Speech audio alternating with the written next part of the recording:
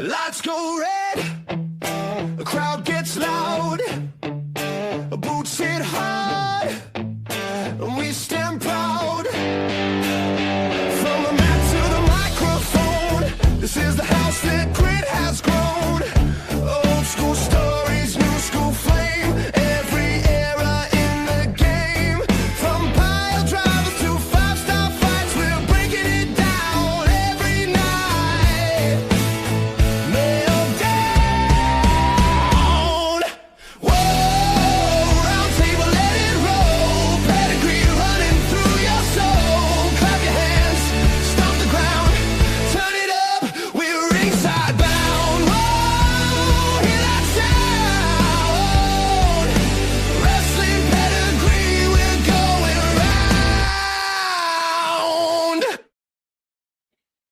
Good evening, everybody. Welcome to the Wrestling Roundtable. I am your host, the host with the most. I am Jeff Chadwick. Thank you for joining us. This is episode number 3, and we have quite the panel. We are missing one. Maddie, we're thinking of you. Hang in there, buddy. And hopefully in a couple weeks, you'll be back and good as new. So we're all thinking of you, brother. We're going to go right around the round table here, and we're going to start with the one who decided, hey, you know what? I'm just going to shut off my camera because everyone here has already seen it. There he is. He is the owner and creator of Forever Boston Sports, of which you can see the show tonight. The 8-year anniversary show is on directly after Wrestling Roundtable. So definitely tune in for that. I can't wait to see it. Justin Marchesini, how you doing, brother? Hey, sometimes I have to turn off my camera because I know there's a certain Chico over here that doesn't want to see my face all the time. So Nah. You mean the one below you or the one over below me? the Oh. Chico from Detroit. Oh, the one below me. Okay, gotcha. All right. Well, Justin, good to have you here, man. Next, we're going to go below me, and we're going to go get to the dude that runs Shooting Shit, an awesome podcast. A great podcast. If you haven't seen it, you definitely need to. He is the one and only Joe Von Hausen. How you doing, man? I'm good, Justin. For that, you are cursed. Just joking. Hopefully, you have a good night. Happy to be here with everybody. It's good to have you, man. And last but not least, you can find him in all glory over No DQ. He's made numerous appearances here on the Roundtable, as well as other podcasts, whether it be a Wrestling Pedigree, the Rots Report, here on Wrestling Pedigree. He is none other than the OTC Christopher Rots. How you doing, man? I am doing good, and my new nickname on the Rots Report is Ohio Showstopper because I am from OHIO. It's good to finally be back here on the Wrestling Roundtable. I can't let my favorite horseman down. Horseman for life, Okay. Jeff. And I just can't wait to talk to you guys about wrestling. And always say yeah to NoDQ.com. Absolutely. It's awesome to have you here. And I went over already with the fact that he has not been on the show yet. I went over him the itinerary. We're going to save him last for the last subject for WWE. But for this one, we have to start with Joe Von because of his name. It's a must, you know. It's like he knew when we were going to talk about this. All right, Joe Von. Danhausen this week cursed Dominic Mysterio on Monday night, causing him to lose the Intercontinental Championship to Penta. And then he follows it up on SmackDown, cursing The Miz for not wanting to be his mentor and not wanting to follow through with Danhausen's demand houses. Okay, so here's the question. If Danhausen's back-to-back curses derailed Dominic Mysterio's title reign, publicly undermined The Miz for refusing to mentor him, how does this pattern reframe Danhausen's role in WWE storytelling, the architecture, specifically in terms of power of dynamics, character hierarchy, and the company's willingness to let a comedic supernatural act influence major acts? And that's the whole thing. Right, Danhausen's curse throughout the Indies, you know, it was an actual thing. This was something real. You got cursed, you lost. For WWE, they have the opportunity to kind of let that live and make this a real thing. I think it would be very smart on their behalf if they were to actually have this play into some of the bigger storylines, like with the Dom one. That's a title change. That's major. Yeah. With Miz is always in and out of, you know, working with top guys, working with the mids, working with top guys, working with the mids. So it doesn't really hit as hard as the Miz, but Dom was a big one. And it kind of sets the tone on what Danhausen can be. If done right, you have to let him breathe. You have to let him be funny, weird, quirky, but then you have to actually have it mean something. Right. He can't just go out there and, you know, throw curses around and nothing happens. You had people chanting, "You are cursed," at the show already. So it's gained legs already. You just got to let the momentum go, continue to build on it. And, you know, I was critical at once because there was reports saying that he was going to be a big-time player. Like he could have been a main event kind of push guy.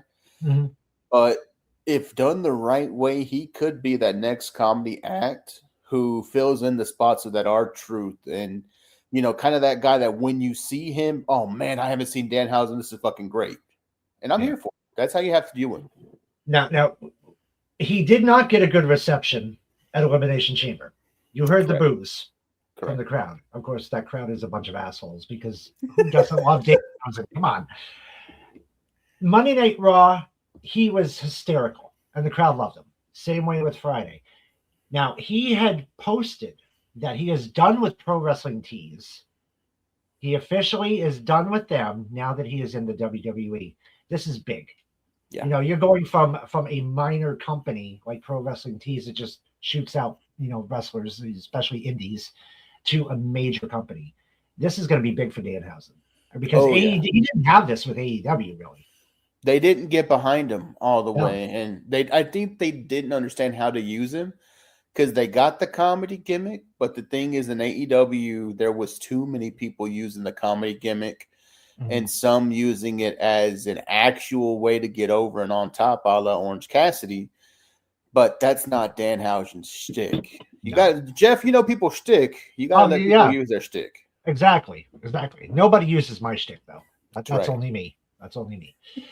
All right, Justin. Cody Rhodes' third undisputed championship win over Drew McIntyre sparked significant online backlash, especially seeing as though it's this close to WrestleMania.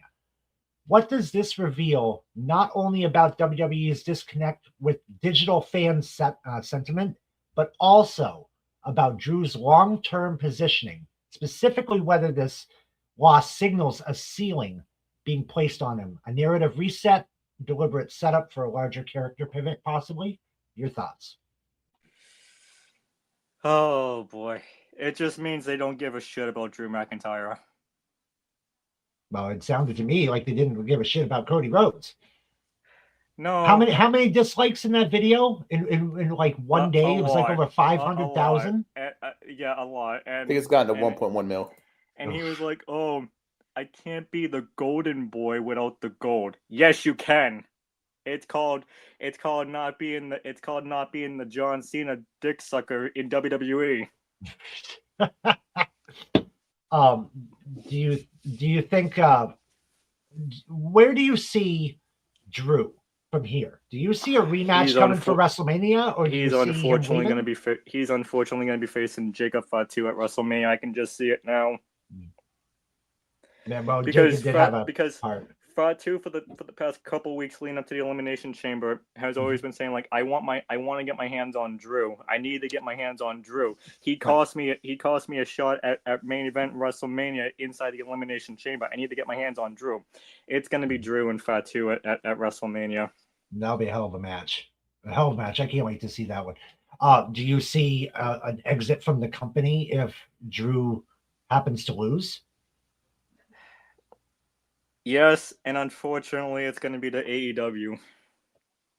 I honestly would not mind seeing what he can do over there in AEW. Some of those guys over there, I think he would hold his own very well. So that could be a possibility.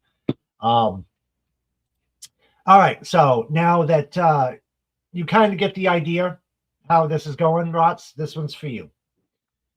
Nick Aldis positioned Damian Priest and R-Truth as the final entrants in the tag team turmoil match, and they defeated Los Garza to become the number one contenders to the WWE Tag Team Championships. What does this decision reveal about WWE's shifting priorities for Priest's post-Judgment Day identity, the strategic use of R-Truth's comedic momentum, and the broader restructuring of SmackDown's tag team hierarchy? Well, I'm going to tell you this. With Damian Priest and R-Truth becoming a tag team on Friday, it's going to be unique to see those two pair up with each other. I know R-Truth was an honorary member of the Judgment Day, and Damian Priest and the rest of the gang did not accept R-Truth into Judgment Day. And now Damian Priest, R-Truth are going to be a tag team. I don't really see them winning the tag team championships because I feel there's still a much bigger story to tell with the Wyatt Six and MFTs. And I can see that leaning into WrestleMania season, and maybe Wyatt Six get their tag team championships back, and also recapturing the lantern from Uncle Howdy. And I feel that is a bigger story to tell with Damian Priest and R-Truth winning the tag team championships. So that's where I see things going for with Damian Priest and R-Truth, and also the tag team division heading into WrestleMania, which is going to be 41 days away. I think personally that I'm loving R-Truth. Sorry, Ron Cena. Okay. I am loving this gimmick, and I love this team, and the reason why it dates back to Judgment Day. That I think that the chemistry between R-Truth and Damian Priest, it was shown back then. Even though they on camera, you could see they were cracking each other up. The chemistry was there. This was a perfect and golden opportunity to get R-Truth back in the spotlight, not just as a comedic role, but back in the spotlight as an actual contender for a title. Teaming with Damian Priest, I think, was the right call, because we know Damian Priest, the only person he really tags with is Mommy, and she's got her own thing going on. So, and Damian didn't really have anything at this point, story-wise base. So why not? Let's throw this team together, have them go out there, win the gauntlet, which they did, and have them face the tag team champions. I think that was a great call. Great call. And this is going to get R-Truth back in the spotlight, because Damian's already there. He's already been there. This is going to get him, and we know R-Truth is he's getting ready to go out. He's getting up there in age. So, this could be his last hurrah. And I think putting him with Damian Priest was the best option they could do right now, because the chemistry's there. You can sense it. You can see it. So, absolutely. All right, we're going to go to NXT. We're not going to start with Justin, because he probably won't even answer this because he doesn't watch it.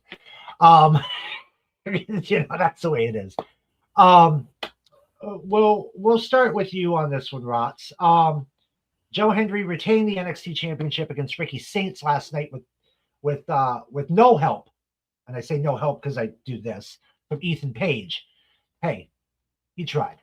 How does this outcome reshape the narrative stakes heading into Stand and Deliver? Specifically, whether this match was meant to close the chapter with Saints, or subtly plant the seeds for a larger April 4th storyline involving Hendry's legitimacy, Saints' unfinished arc, or a potential third-party disruptor?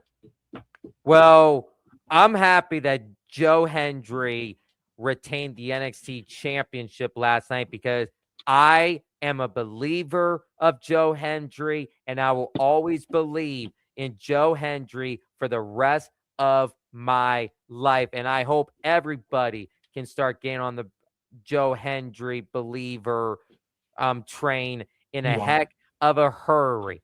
But You I'm won't. happy for Joe retaining what I saw last night. I feel what's going to happen when we get to NXT Stand and Deliver on Saturday, April 4th at the factory in St. Louis.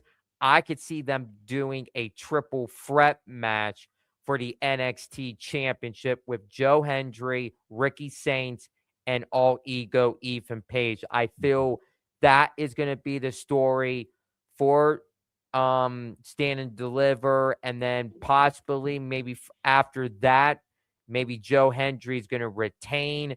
He can close out the book with Ethan, close out with Ricky, and maybe you could send both Ricky Saints and Ethan Page up to the main roster. But I just feel there's going to be a bigger story coming out of after Joe Hendry gets done with the NXT Championship, and that's going to be phase number 2. I see Tony D'Angelo being the one to dethrone Joe Hendry and become NXT Championship post Stand and Deliver season.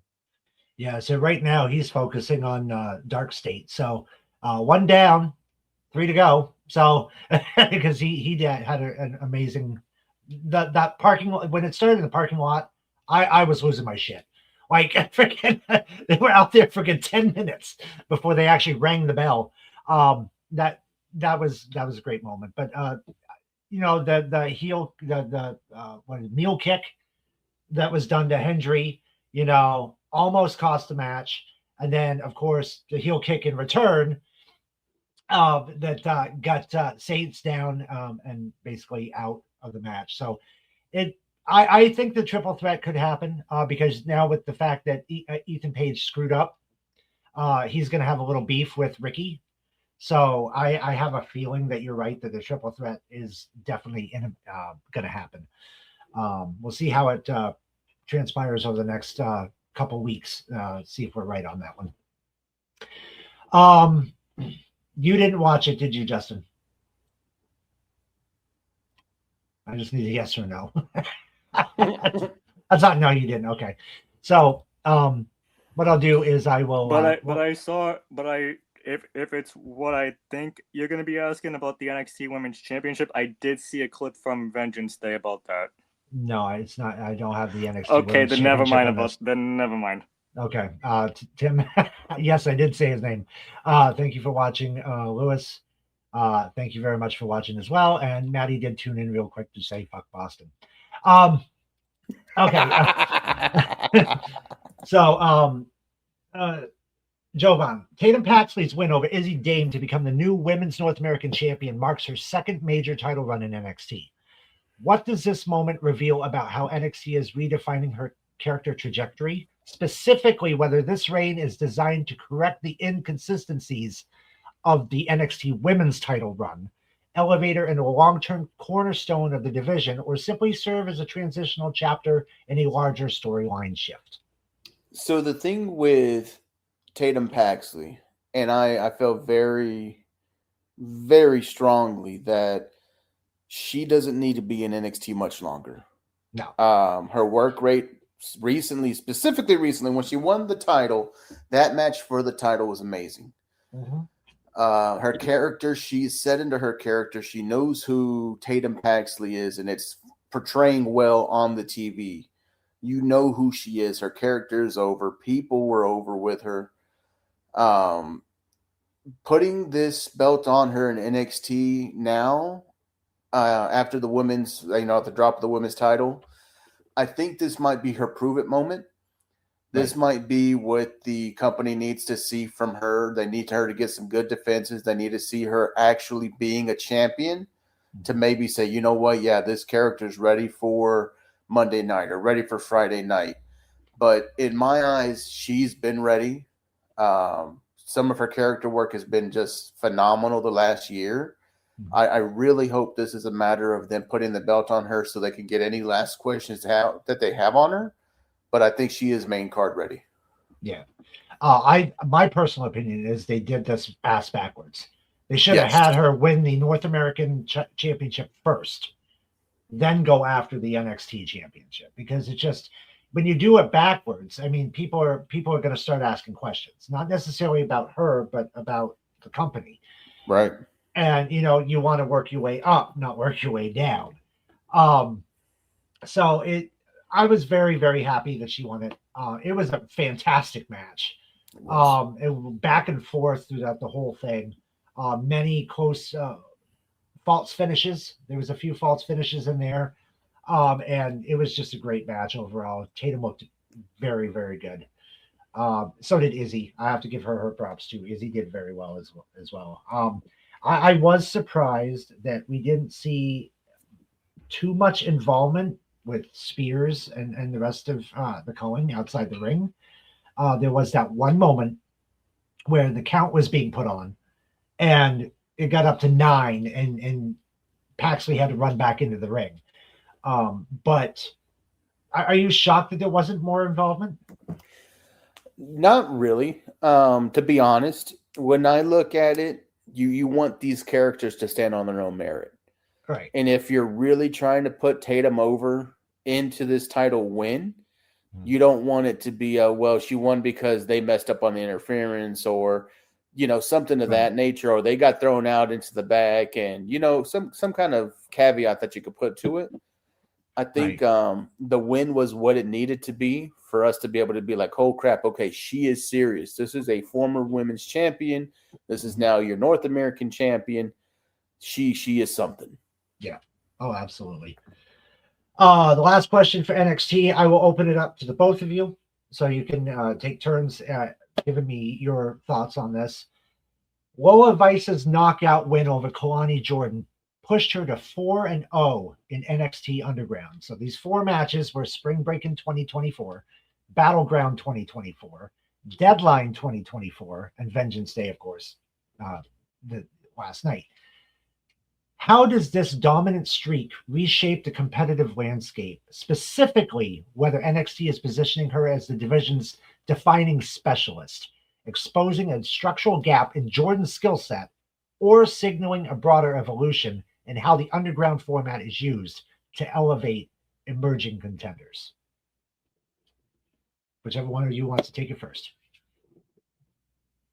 Ross, he's giving it to you. Well, with Lola Vice winning last night in the underground match, that match was an all right match, to say the least. But with her going undefeated in the underground, this is her element. She came from MMA to the WWE. She knows the structure. She knows the ring. She knows practically everything, and she's a specialist of knocking people out and also tapping people out, and that's what she did last night and knocked out Kalani Jordan, and she was celebrating with her dad. Yep. And she also was carrying the AAA Mixed Tag Team Championships with her. So that was a good thing. With Lola Vice, what's going to be next for her is I want her to go after championship gold. I want her to go after the NXT North American Championship, or maybe go after the NXT Women's Championship before taking that next step on her WWE journey to go to the main roster. So that's where I see what's going to be next for Lola Vice. My personal opinion, before Jovan, before you step in, I don't think she needs a title. She's speaking her. It's like I don't. There's another one that's on there that I don't think needs a title because their actions speak for it. They don't need a title to define who they are. And the other person is Jada Parker. So the two of them, they could be ready to go up to the main roster and not have an NXT title been around their waist, and I would be perfectly fine with that because I know damn well either one of them or both of them could win a title up on the main roster. So I don't see why they would personally need a title, but I get where you're coming with that. Jovan, your thoughts? So this is the issue with the NXT women's locker room right now. You have an abundance of talent, and not just talent. You have an abundance of serious contenders. With that, you're going to have people like your Lola Vices, who, just like Jeff said, she doesn't need a title. There's people who you want to see a title on so they can kind of prove that they can carry that. Lola Vice is the complete opposite. You know who she is. You know the character. She's as real as it gets. Mm-hmm.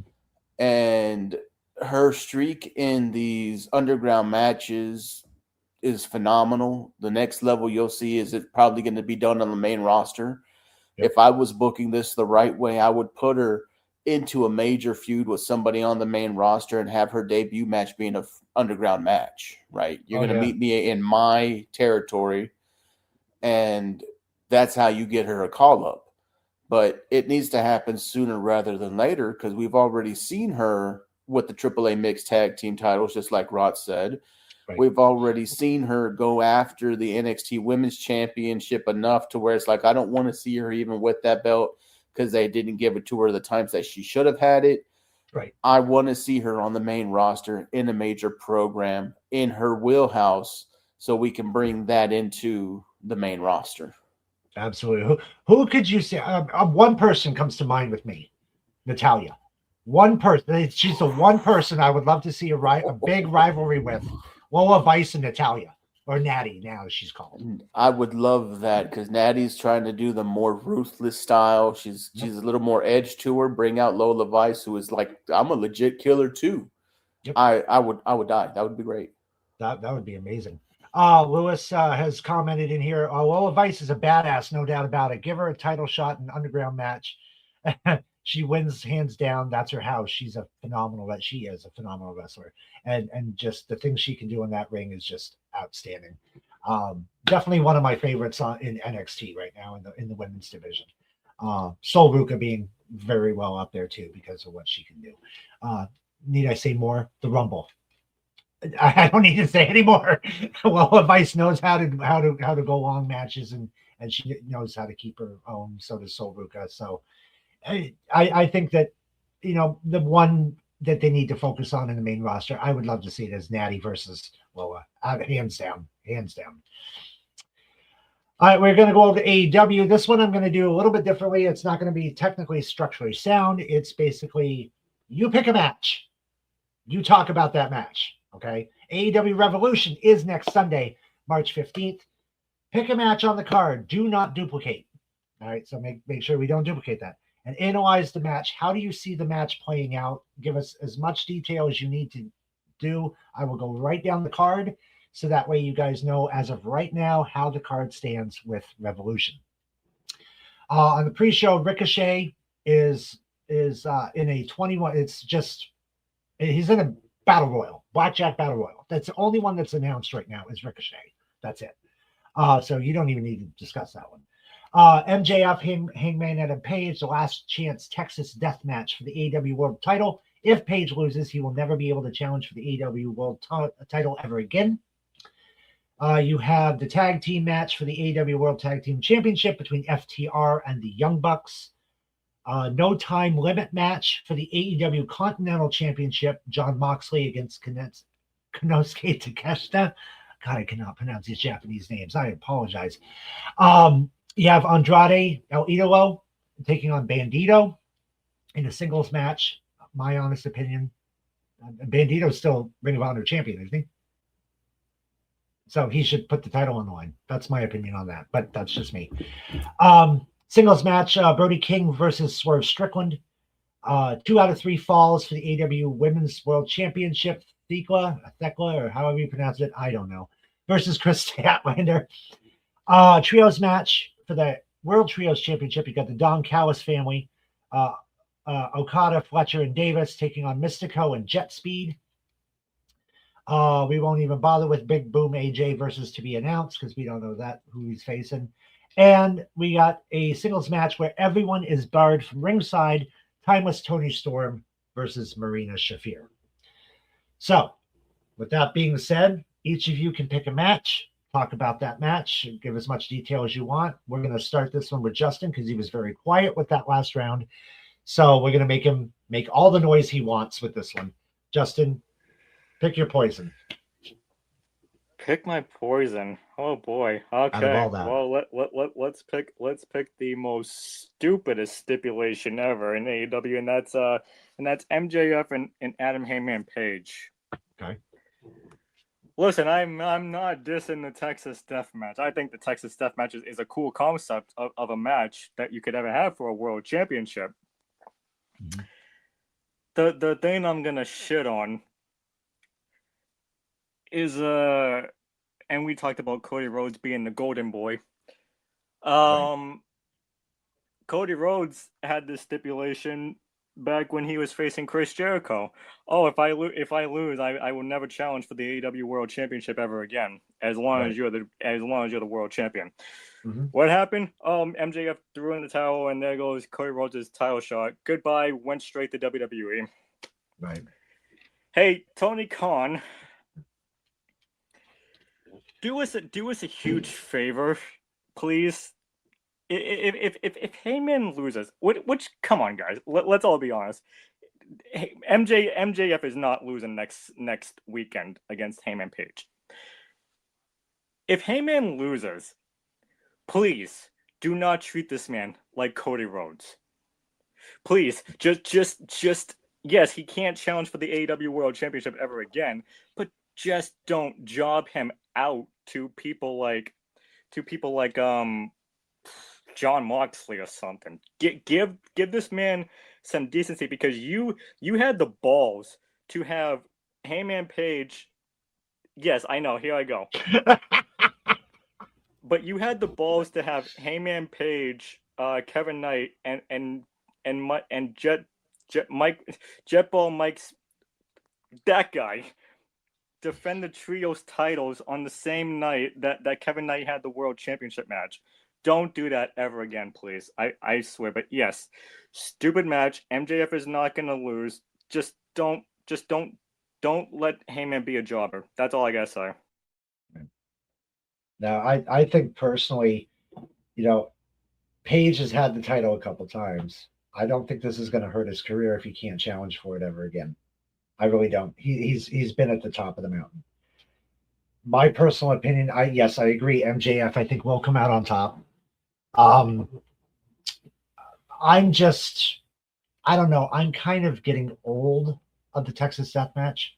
I mean, I know that's his specific match, kind of like the Undertaker's was the casket match. And Kane's was the Inferno match. I get it. I get this is his match, but I think they're using it too often, because when you use something too often, it's no different than if you hear a song on the radio. You hear it over and over again, you get sick and tired of it, right? You get the same match over and over again, you're going to get tired of this match. Now, it's Texas Death Match obviously was not created for Hangman. It was, we obviously know one of the people that was in these death matches that is his name is connects with it is Dusty Rhodes. And I hate to see a company get rid of a concept like the death match, the Texas Death Match, because this is a great concept. They just overuse it. That's just my opinion on it. And that could happen where they just don't ever use it ever again, and that would suck. All right, Rots, we'll go to you next. Any match you want to pick other than the one that Justin just talked about? Go for it. The floor is yours. Well, pick your poison. My poison. I'm going to talk about the AEW War Tag Team Championship match with FTR versus the Young Bucks, and I am looking forward to this match next Sunday. These two teams are going to put on a banger of a match.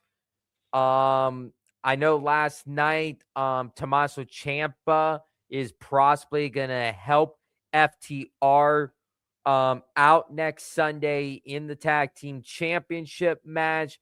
And I am going to say it, I do feel FTR is going to come out on top next Sunday, retaining the AEW tag team championships.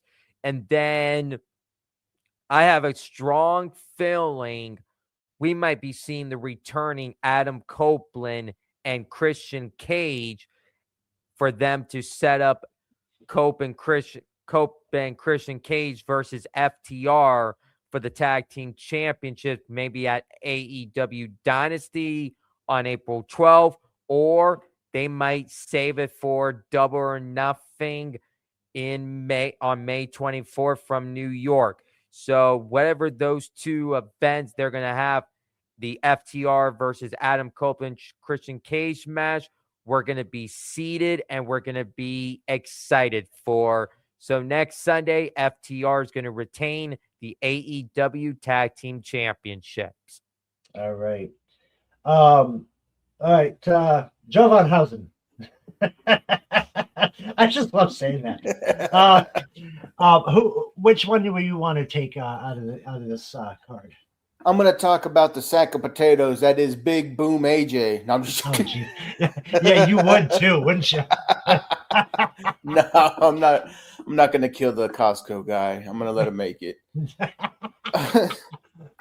What I'm going to talk about is a match that might be flying a little under the radar, but it's a match that you need to keep your eyes on because AEW is real good about telling you who their contenders are. When you get a match on a marquee event and it's kind of mismatched in perception of star and maybe not quite a star yet, you need to understand that that's the company telling you they're putting this guy here. They're bringing his seat to the table. He's going to be something in the company. And that person is Brody King. They're putting Brody King against Swerve Strickland. Swerve, who has already been a champion in AEW. Swerve, who is already an established name in AEW, is going against somebody who had really made his name in the company in trios and tag teams as part of a group. Yep. Now, yes, he is still with Bandito and Brodito as their tag team, but this is more about Brody King stepping out into a singles competitor. He's always had, the crowd backing. He's always had the ability to go, but now AEW is kind of giving him those bigger opportunities as some of the top guys on the card. Pay attention to this match because I think even in defeat, it's not always who wins that goes over. I think Brody King gets some flowers in this match in defeat. Yeah. Here's one question for all of you in a narrative positioning standpoint. Who on the card needs to win the most? Like who is on this card needs to win the most, especially when it comes to storyline progression? Who MJF. Do you see? MJF, okay. Rots? I'm going to go with Andrade. Okay. Justin? Who needs to win the most as of storyline? Yeah, looking at it in a storyline, first, like a storyline progression. Who do you see? I'm going to say Swerve Strickland. Okay. Honestly, because I want to see more from her and not just someone standing on the outside of the ring, I'm going with Marina Shafir.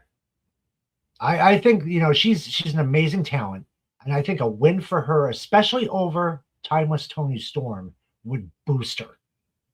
Because you're talking about a former women's champion, multiple-time women's champion. And Marina has not gotten that spotlight in AEW. This is a golden opportunity for her to get that. Beat Timeless Tony Storm and boost yourself. And if Tony Khan doesn't help her boost herself with this win, or to have her pick up a victory over this, then he's dumb. Well, although we already knew that anyway, but it's like this is a perfect opportunity, especially seeing though everyone's not allowed at ringside. So there's nobody from the Death Riders, absolutely nobody, and obviously Tony can't have anyone there either. So Marina 1-on-1 needs to shine with this one. Needs the victory over Tony Storm. I feel. I agree. And sorry, Joe Von Hausen, I didn't mean to cut you off, or Jeff. So I saw Lewis's comment of who the fuck is Jetball. Yeah, I just realized I called Speedball Mike Bailey Jetball Mike Jetball Bailey. Mike Bailey. That's okay. Well, jets do speed, so I mean you're not completely wrong. But yeah, I think that we all made some really good points. MJF needs a win over this, as you said. You said Rod, you said Andrade. I think a win over Bandito would be good for him to do that. These are very valid points that we're making. So, all right. Well, that's goes through the questions. So now we're going to skip over MWL now because obviously we only have one of the GMs here. So we're not even going to go do that. We're just gonna, we got a couple minutes here to spare. You guys, anything else in wrestling, whether AEW, TNA, anything you guys want to talk about? I'll give you guys the floor for a good 5-10 minutes because we've gone through all the questions, so you guys can pick whatever you want. We'll start it with Justin.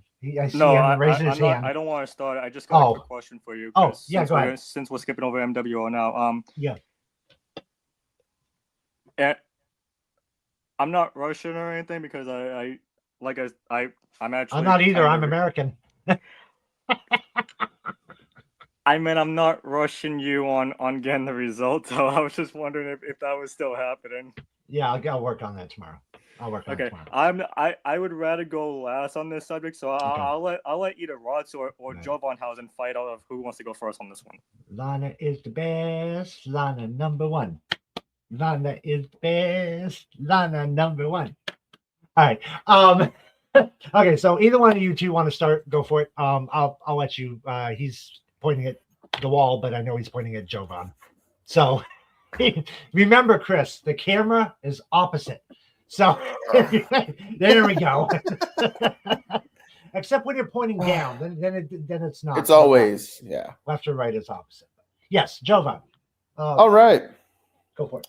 We're going to TNA Impact Wrestling, Total Nonstop Action, who we've learned lost 2 wrestlers this week over their inability to clear one wrestler to wrestle.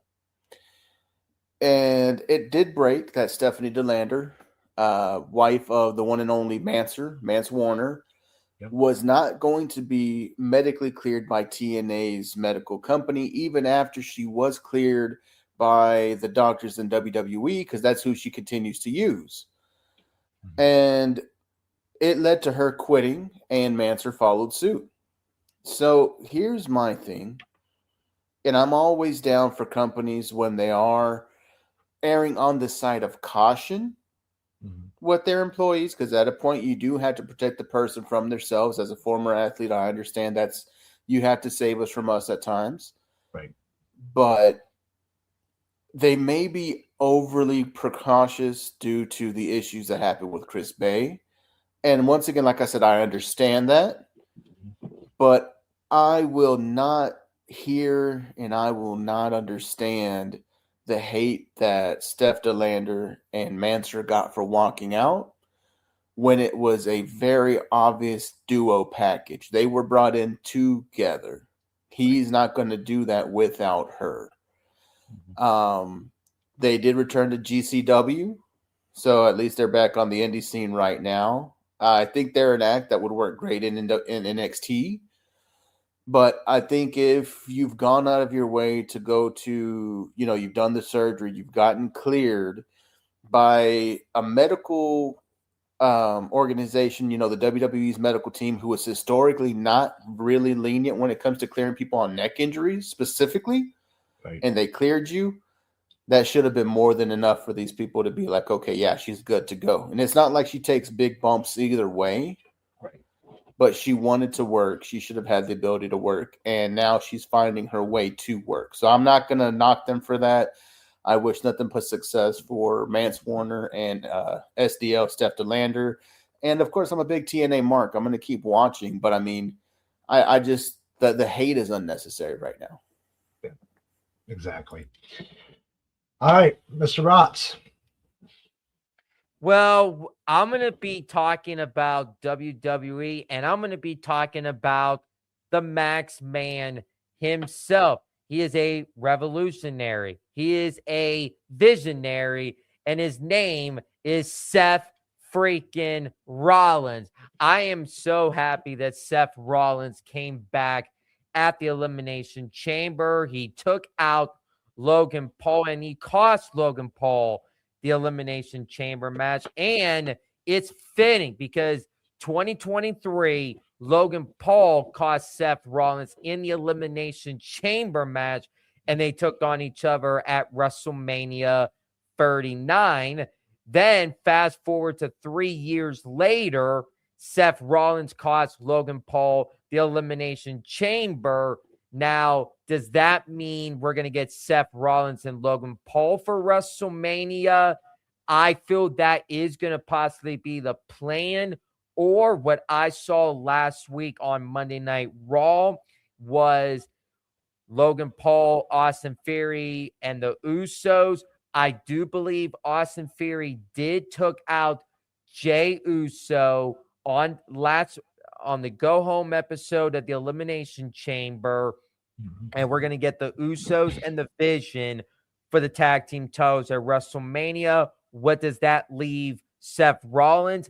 I have a gut feeling we're going to see Braun Breaker in time for WrestleMania, and that would be a banger of a match if they would do Seth Rollins, Braun Breaker at WrestleMania, and we'll be all seated for it.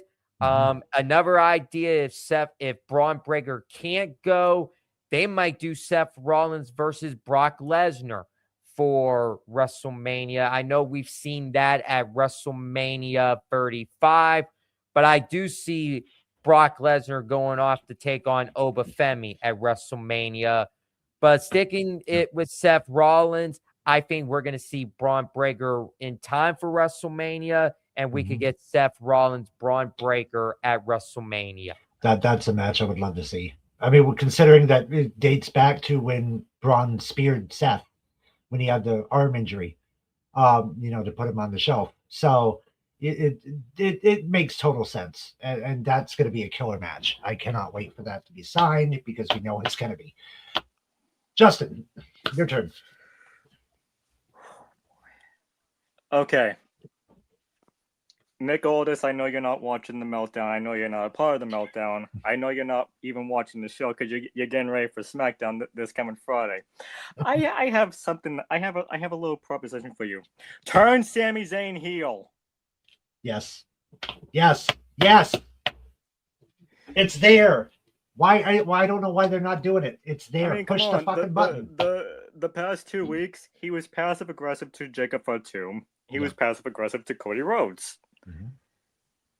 This is a heel. This is the guy turned heel waiting to happen. Yeah. Oh, I know. Oh, Jacob, you were there when Jey Uso went down. Oh, and Nick Aldis gave you a second chance match to get into the Elimination Chamber. Why am I not getting a second chance match? Oh, Cody, you're getting a second chance at becoming the WWE champion. Why am I not getting a second chance at becoming the WWE champion? And I love Cody's response to that. The problem is you. Yeah, Cody Rhodes' response was like, "You're trying to get a shot at my title when I haven't even won the damn thing." Well, I mean, no, but I mean, he was like, the problem may not be this. The problem is you. Yeah. And that's exactly what it is right now. Sammy's in his own head. He's in his own head. Yeah. So Nick, all I'm gonna say is, please turn the guy heel. Well, I don't think that's up to Nick. I think that's up to creative. But yes, I see your point. Absolutely see your point. I want to talk real quick about AAA last night. Was after the NXT pay-per-view got off the air, I immediately switched it over, caught the end of the El Vikingo match, but I wasn't too really interested in that one. It was the following match, the Fatal 4-Way. Santos Escobar, I'm digging him. Like, I like the new look. I like the new attitude. I think going to going to AAA. As far as I know, I think he's still signed with WWE, but doing his work in AAA, I think, is a perfect move. They need more people down there. I mean, they've got the ones that everybody knows, but to have him show up, randomly one night a few weeks back, I was like, holy crap, what? And now that he's got this new look, new attitude, I'm loving every bit of it. This is the attitude that we needed to see when he was in WWE on the main roster. We kind of saw it a little bit in NXT when he was heel, but they needed this attitude they need to put this attitude with Santos Escobar when he was on the main roster, and they just didn't pull the trigger on it. I am so glad that with this move over to AAA and working with them, that he can bring this forward, because this is a Santos that I expected to see. And this surpasses the heel turn he originally did way back in the day. I think it was in NXT they did the heel turn, and this well surpasses it. Like, I am highly enjoying this new look, this new gimmick, if you want to call it that. And I hope that even when he's done with AAA and comes back to the main roster and performs on full time over there, that I'm hoping he brings that gimmick with him, because they need a gimmick like that. Someone who is absolutely ruthless. The guy is only 200 pounds, but let me tell you something, he acts like he's like 350 in there.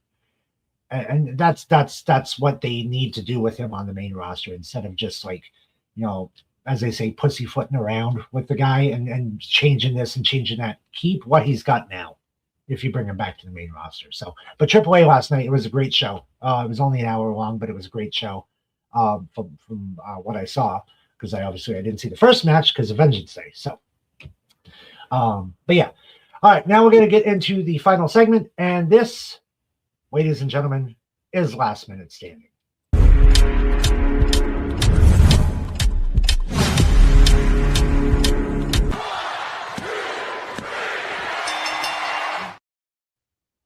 All right, for all you guys that are still new to this, let me go over the rules. And for you that have watched me for like the last 100 or so episodes of a Meltdown, you guys are still under a rock.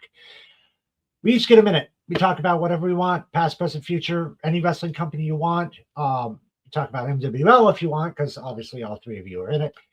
It doesn't matter what it is, as long as it's wrestling related. So I don't have a timer yet. I'm still working on it. So I've got the little live clock in the corner, and I'm going to go by that. So we got 10 seconds. We're going to start with Jovan. So I know Jovan, he always has a lot to say. So Jovan, if you're ready. Oh, sorry, Jovan Hausen, your time starts now. All right, 1 minute to win it. Ladies and gentlemen, just telling here once again to thank everybody for having me on the Wrestling Pedigree Roundtable, however we're going to announce it all together now. It's been fun. I love coming on here and talking with everybody, talking wrestling, all the shows. One of my big things is I'm going to be a consistent harper on this. If you're going to wrestling events, wear deodorant, you filthy animals. Take a shower, wash your ass, spread your cheeks, do what you need to do, because Jesus Christ, I should not be spending $200 to $300 for floor seats and still have to deal with someone who smells like straight dick and ass. On top of that, enjoy pro wrestling. If you love your indie shows, go to your indie shows. If you like AEW, go to AEW. If you like WWE, go to WWE. Whatever you do, support the business. I don't give a fuck, and I don't give a fuck about your opinions on the ones you don't like. I only care about the ones you do like. You can keep your don't like to yourself. Love it. That was awesome. I did not see that coming. I will be completely honest with you. I did not see that. That was a total curveball. All right. We're going to go to Mr. Rotz. My signal when the time is up, I'll be doing this, by the way, just so that way you know. I won't interrupt you or anything. I'll just do that. So, Rotz, if you are ready, your minute officially starts right now. Well, I'm going to be talking to you guys about WrestleMania. And here's how WrestleMania is going to end. We got Cody Rhodes. We got Randy Orton. Randy Orton is going to win number 15 on WrestleMania Saturday, and he's going to turn heel on Cody Rhodes to end WrestleMania Saturday.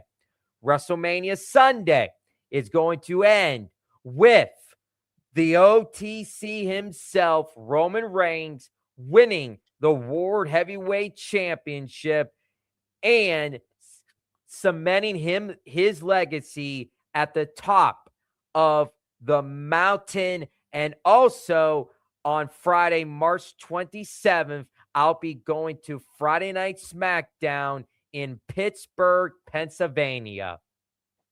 There we go. I would love to go to another live show, but it's just so damn expensive now. You can't, you can barely afford it. It's like one seat is like $200. It's crazy. All right, Justin, I gives you 15 seconds to unmute. Okay, well, you didn't need the 15 seconds then. So if you are ready, I'm counting down here. 4, 3, 2, 1. go. All right. Well, I helped Jeff with the countdown. You're welcome, everybody. I do want to touch up on one thing from this past week in Monday Night Raw. I did love the promo between Punk and Roman Reigns. Mainly because and I don't condone anyone to bury anybody next to their fathers. Please don't do that. Yeah. Don't do that. Don't try this at home, kids. I think Punk won round number 2 for this promo. Also, I'm going to kill 2 birds in one stone. This week in WWO, we're going to Dublin, Ireland. Irish Patty, a.k.a. British Braveheart Billy Baker, a.k.a. Harry Shorthouse, is coming to Mayhem for the last 2 shows on this UK tour. This week, he and Wildcat Casey James is taking on Timeless Trey J Styles and Ravencroft. Also, if you have not done it yet, get your predictions in because it's due by tomorrow night, 8 p.m. Okay, I'm done. Yep, there we go. You know, I just realized we have sounds on this thing.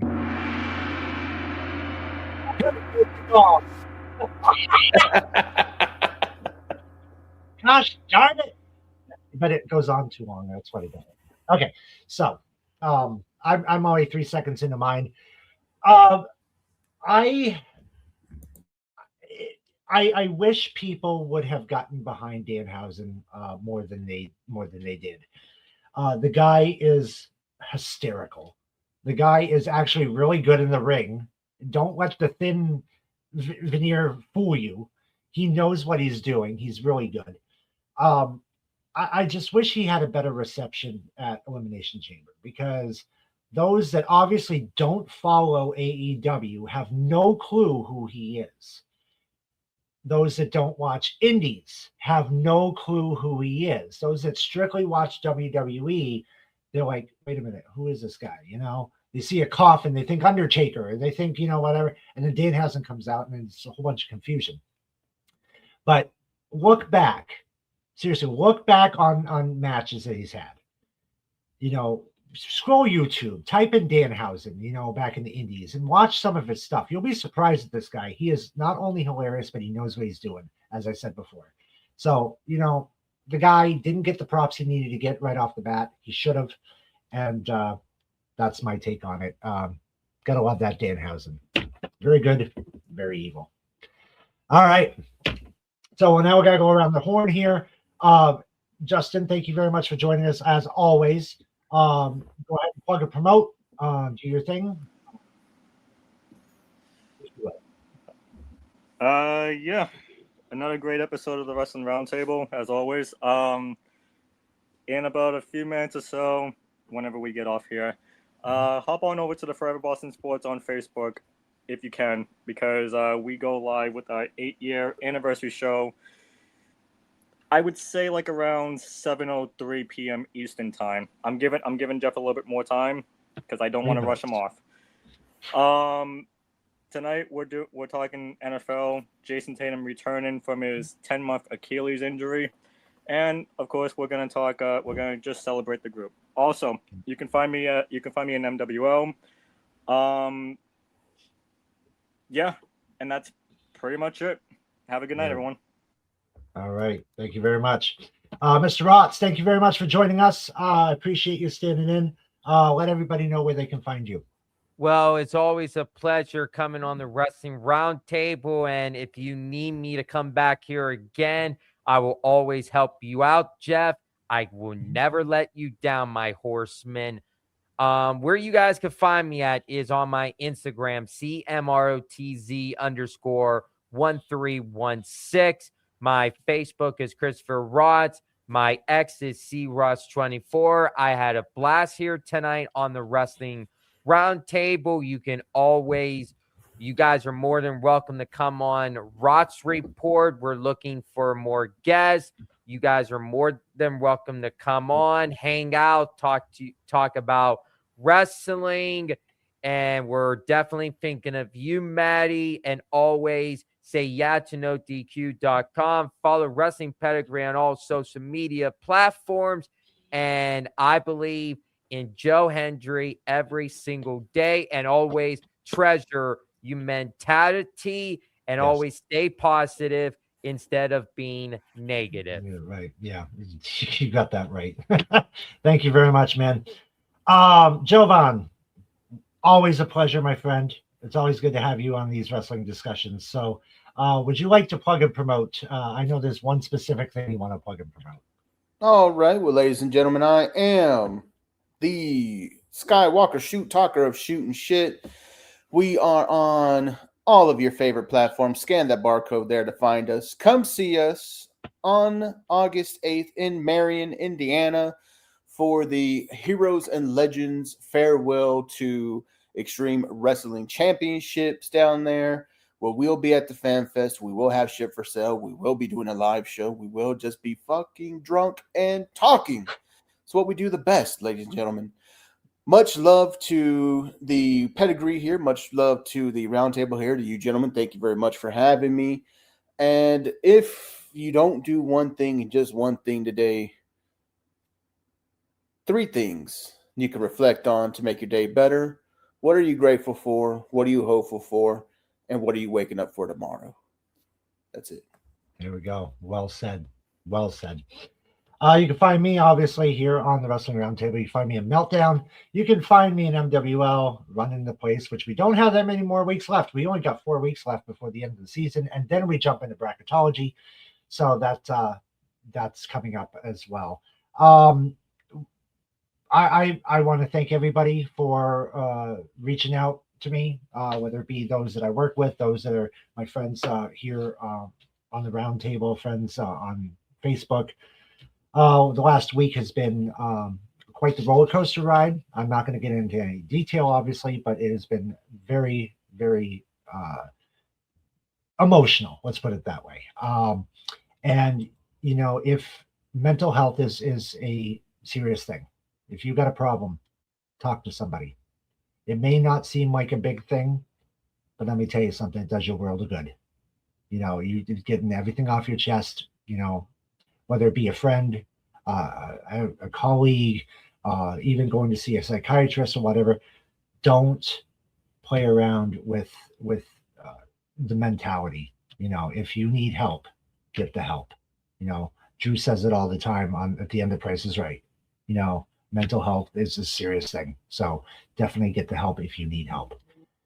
All right. I want to thank everybody for joining us tonight while tuning in. Make sure to go over to Forever Boston Sports and check out the 8-year anniversary show.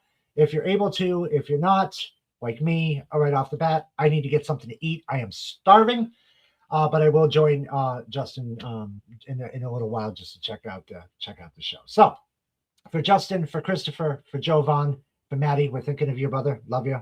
We'll see you hopefully back here in a couple weeks. I am your host, Jeff Chadwick. This has been the Wrestling Roundtable. We will see you back here, same bat time, same bat channel, right here on Wrestling Pedigree. Thank you, everybody. Have a good night.